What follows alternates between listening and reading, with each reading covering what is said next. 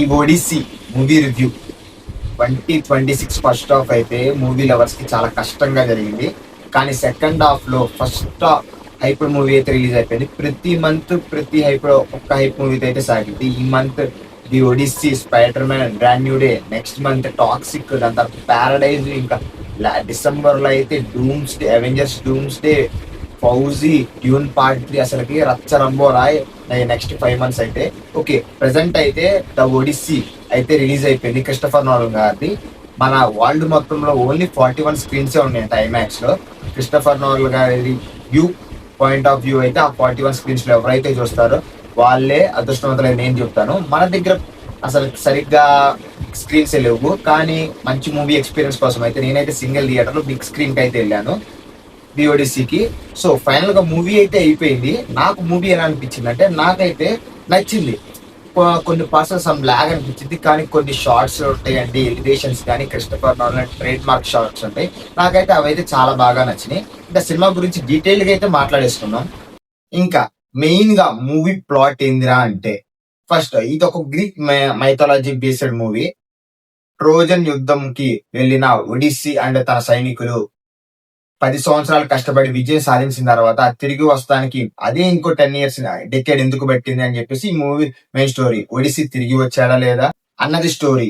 ఈ స్టోరీని బట్టి క్రిస్టఫర్ నోలన్ అయితే చూపించే విధానం అయితే నాకైతే చాలా బాగా నచ్చింది. స్టార్టింగ్ 30 minutes మీకు చాలా లాగ్ అనిపించింది. ఒడిస్సీ లేని రాజ్యంలో యువరాణి అండ్ తన కుమారుడు ఎలా పరిపాలిస్తున్నారు, అసలు ఏమేమి జరుగుతున్న, వాళ్ళు ఎన్ని సమస్యలు ఎదుర్కొంటున్నారని చూపిస్తారు. ఈ క్రమంలో మీకు చాలా వరకు కొంచెం లాగ్ అనిపించింది. ఎప్పుడైతే ఒడిస్సీ అసలు మెయిన్ స్టోరీలోకి వెళ్తాడో అప్పటి నుంచి అయితే మీకైతే చాలా బాగా అనిపించింది. కొన్ని సీన్స్ పర్టికులర్ కొన్ని షార్ట్స్, ఎలివేషన్ షార్ట్స్ అయితే మనకు ప్యూర్ తెలుగు మూవీస్ చూస్తే ఎలివేషన్స్ ఎలా ఉంటాయి అలా ఉంటాయి. ఇంకా బీజిఎం లో అయితే క్రిస్టఫర్ నోలన్ అయితే మనల్ని ఎప్పుడు డిసప్పాయింట్ చేయడు.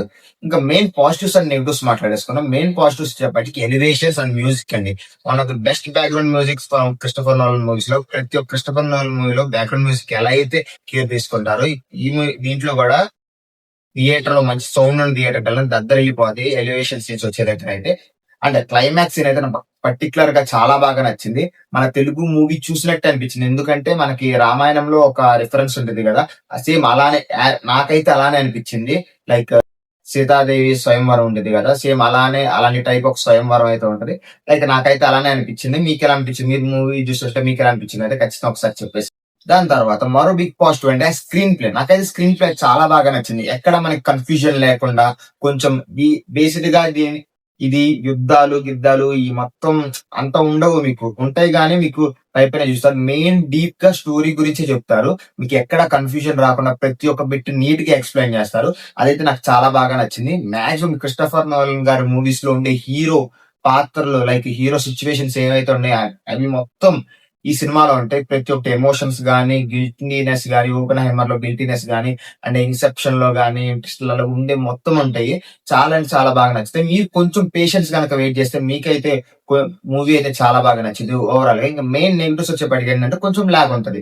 లైక్ మనం తెలుగు సినిమాస్ చూసే వాళ్ళు, ప్యూర్ మసాలా మాస్ స్టఫ్ కావాలనుకునే వాళ్ళైతే వాళ్ళకైతే చాలా నచ్చదు. ఎవరైతే కాస్త హాలీవుడ్ మూవీస్ చూస్తూ వాళ్ళకి అలవాటు అయ్యేది, లైక్ క్రిస్టఫర్ నోలన్ గారి మూవీస్, అన్ని మూవీస్ లాగ్ ఉంటాయి.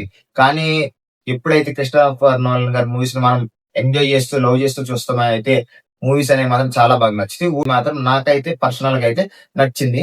ఒకవేళ మీరు మూవీ చూసినట్టయితే మీకు ఎలా అనిపించింది అయితే కింద ఖచ్చితంగా కామెంట్ చేసింది. అవుట్ ఆఫ్ ద 5 నేను ఈ మూవీకి ఇస్తున్న రేటింగ్ ఏంటంటే నేను 2.95 అయితే ఇస్తున్నాను. ఇదండి ఒడిస్సీ మూవీ రివ్యూ. మీ దగ్గరలో ఉన్న బిగ్ స్క్రీన్స్ కి అయితే వెళ్ళి ఖచ్చితంగా చూసేయండి. మీరు ఒక విజువల్ ఎక్స్పీరియన్స్ అయితే ఖచ్చితంగా అయితే పొందుతారు. Don't miss it on theatres. మీరు తర్వాత ఓటీటీలో చూస్తే మరి అంత ఫీల్ రాదు. ఓకే, నెక్స్ట్ రివ్యూతో మళ్ళీ కలుద్దాం. అంతవరకు signing off me Yashwant, Tata, by by. ఈ వీడియో కనుక మీకు నచ్చినట్లయితే లైక్, షేర్ అండ్ సబ్స్క్రైబ్ చేసేయండి. మన ఇన్స్టాగ్రామ్ ఛానల్ కూడా కింద బయో ఉంది, ఖచ్చితంగా దాన్ని కూడా ఫాలో చేసేయండి.